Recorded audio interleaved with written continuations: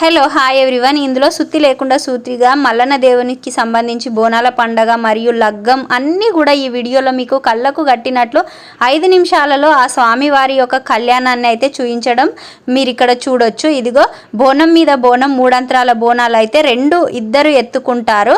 ఈ విధంగా మొత్తానికి మూడంత్రాల బోనాలు అయితే తయారు చేసిండ్రు. ఎంత అద్భుతంగా ఉన్నాయి కదా, చూడ్డానికి అయితే 2 కళ్ళు చాలట్లేవు. అందులో వచ్చేసి నంద దీపం అయితే వెలుగుతుంది. ఇక ఆ దీపం ప్రశాంతంగా వెలుగుతూనే ఉంది, మనకైతే కనిపిస్తుంది. తర్వాత దేవుడి ప్రతిమలన్నిటినీ ఒక గుళ్ళలో ఎత్తుకొని స్వామివారు అయితే అక్కడ నిల్చున్నారు. మొత్తానికి అందరూ ఇంట్లో ఉన్నటువంటి మల్లన్న దేవుడికి సంబంధించినటువంటి ప్రతిమలు తీసుకొని బాయి దగ్గర, మంచినీటి బాయి దగ్గర వెళ్ళి మల్లన్న స్వామి యొక్క కళ్యాణ మహోత్సవాన్ని అయితే రంగరంగ వైభవంగా ఇప్పుడు సెలబ్రేషన్స్ అయితే చేస్తారు. ఇది రాత్రికి జరుపుకునే ప్రోగ్రాం కాబట్టి ఇప్పుడు రాత్రికి జరుగుతుంది. తర్వాత రేపు పొద్దుట పెళ్ళి కూడా జరుగుతుంది. ఆ వీడియోలన్నీ మన లైవ్లో ఉన్నాయి. ఇప్పుడైతే ఇక్కడ నేను ఒక షార్ట్ వీడియోని అయితే అప్లోడ్ చేస్తున్నా కాబట్టి ఖచ్చితంగా చూడండి. మొత్తానికి ఇది వచ్చేసి ఇంకా అంటే మధ్యలో ఊరేగింపుగా వెళ్తున్నప్పుడు వాళ్ళు చేస్తున్నటువంటి నాట్యాలు, నృత్యాలు అసలు మామూలుగా లేవనుకోండి. చాలా చాలా చూస్తుంటే అసలు ఒళ్ళు పులకరించిపోయింది. అంత అద్భుతమైనటువంటి ప్రదర్శనలు అయితే ఇక్కడ ఇచ్చారు. ఒకరు కాదు, ఇద్దరు కాదు, ఎంతోమంది అంటే దేవతా రూపాన్ని దాల్చినటువంటి వ్యక్తులు చాలామంది అయితే ఇక్కడ ఉన్నారు. మనమైతే చూడొచ్చు. చూడండి వాళ్ళ నాట్యం ఏ విధంగా ఉంది. బోనం ఎత్తుకున్న తర్వాత 2 చేతులు విడిచి నాట్యం చేయడం అంటే మామూలు విషయం కాదు.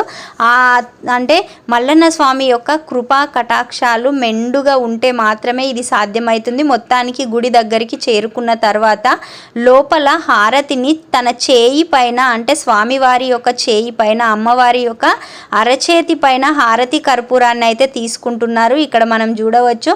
మామూలుగా ఇట్లా తీసుకోవాలంటే చాలా ప్రాబ్లం అవుతుంది. కాకపోతే ఎంత అద్భుతమైనటువంటి ఘట్టం జూమ్ చేసి మరీ చూపిస్తున్నాను. అరచేతిలో హారతి కర్పూరం వెలిగించుకోవడం అంటే చాలా నిష్టతో కూడుకున్నటువంటి విషయం. అలాంటిది ఇక్కడ మనం కళ్ళతో అయితే చూస్తున్నామండి.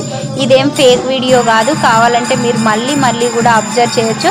మొత్తానికైతే ఇక కళ్యాణ మహోత్సవాన్ని స్టార్ట్ చేసిండ్రు. దానికి ముందు ఇట్లా కంకణాలు అయితే కట్టుకుంటారు. ఒకరి నుంచి ఇంకొకరు అయితే కంకణాలు కట్టుకొని కళ్యాణ మహోత్సవం అన్నది స్టార్ట్ చేస్తాం. కంకణానికి ఉన్న ప్రత్యేకత ఏంటంటే ఏదైనా శుభవార్త, శుభకార్యం స్టార్ట్ చేస్తున్నప్పుడు ఖచ్చితంగా మనం కంకణం కట్టుకుంటాం. ఇంకెందుకు ఆలస్యం, మరిగా పెళ్ళి ప్రారంభమైపోయింది స్వామివారిది.